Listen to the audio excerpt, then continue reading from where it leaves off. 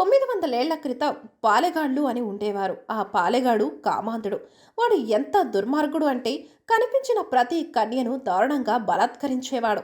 వాడికి తెలియకుండా ఎవరికైనా అమ్మాయికి పెళ్లి చేస్తే నరికేసేవాడు.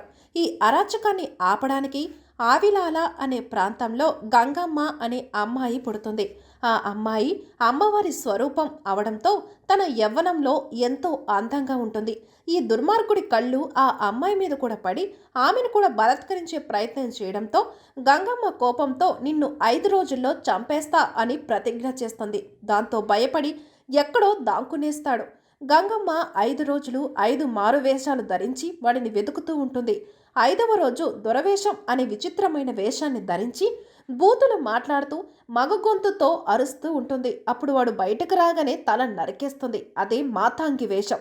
ఈ 5 వేషాల్లో ఒక వేషమే పుష్ప 2లో అల్లు అర్జున్ వేసిన మాతాంగి వేషం.